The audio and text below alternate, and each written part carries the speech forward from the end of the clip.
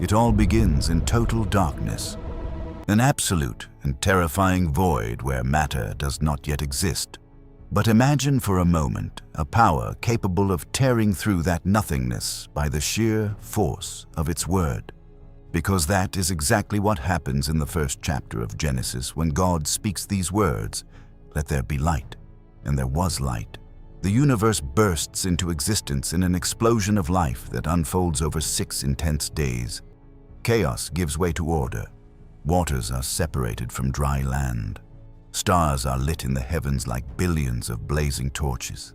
The oceans are filled with mighty creatures. And finally, man is sculpted from the dust of the ground, and life is breathed into him. A masterpiece placed in a lush garden called Eden, where everything is perfection, abundance, and harmony.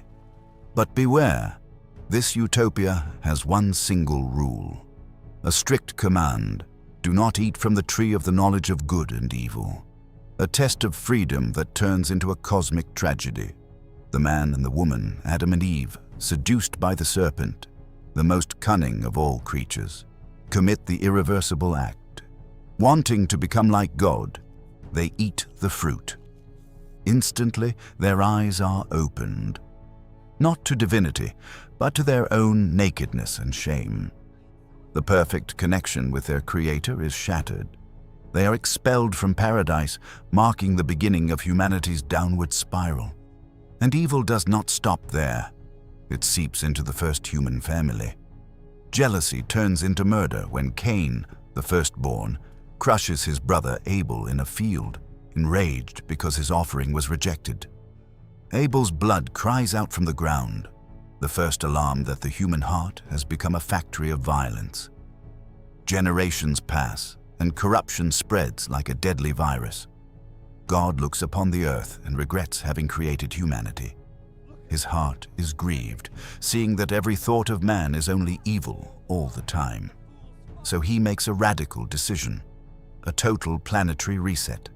But in the midst of darkness, one man finds favor in his eyes: Noah, a righteous man. God gives him an impossible mission: build a massive ark of resinous wood in the middle of dry land in preparation for a rain never before seen. For decades, Noah builds under mockery, until the day animals arrive in pairs, guided by an invisible hand. God himself shuts the door of the ark, sealing the fate of the outside world. The floodgates of heaven open. The fountains of the deep burst forth. A cataclysmic flood covers even the highest mountains, wiping out all life not sheltered in the vessel. For 150 days, the waters prevail until the ark rests on the mountains of Ararat. A dove returns with an olive branch, a sign that life begins again. But did humanity learn its lesson? Not really. Soon we arrive at the plain of Shinar, where humanity, united by one language, decides to build a tower whose top will reach the heavens, the Tower of Babel, a monument to their own glory. To make a name for themselves and avoid being scattered. But God descends, confuses their language, and scatters them across the earth, marking the birth of nations. Then the story zooms in, from the vastness of humanity to a single man. Abram, a nomad living in Ur of the Chaldeans. God makes him an astonishing promise. Leave your country, your people, and your father's house for the land I will show you, and I will make you into a great nation. Abram is old. His wife Sarai is barren. Yet this is the beginning of a covenant, a journey of blind faith toward Canaan. God promises him descendants as numerous as the stars in the sky and the sand on the seashore. Years pass. Doubt creeps in. Abram fathers Ishmael with his servant Hagar, creating painful family tensions. But God does not forget his promise. At 100 years old, Abraham witnesses the miracle, the birth of Isaac, the son of laughter. Then comes the ultimate test. God asks Abraham to sacrifice this beloved son on Mount Moriah. In unbearable tension, the father raises the knife, ready to obey. When the angel of the Lord stops him, a ram is provided instead. Abraham's faith is proven absolute. Isaac becomes the father of twins, Esau, the hairy hunter, and Jacob, the cunning shepherd. Rivalry defines their future. Jacob buys Esau's birthright for a bowl of red lentil stew. Later, with his mother Rebekah's help, he deceives his blind father Isaac and steals the blessing. Forced to flee, Jacob meets his match in his uncle Laban, who deceives him in return.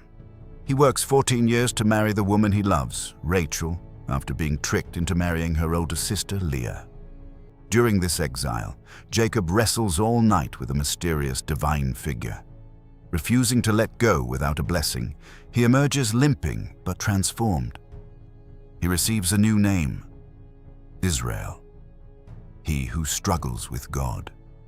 A family is becoming a people. But the dysfunction continues. Jacob has 12 sons. His favorite is Joseph, a 17-year-old to whom he gives a multicolored coat, a symbol of exclusive affection. His brother's jealousy burns hotter when Joseph shares dreams of them bowing before him. They plot to kill him, but instead throw him into a pit and sell him to Ishmaelite traders for 20 pieces of silver.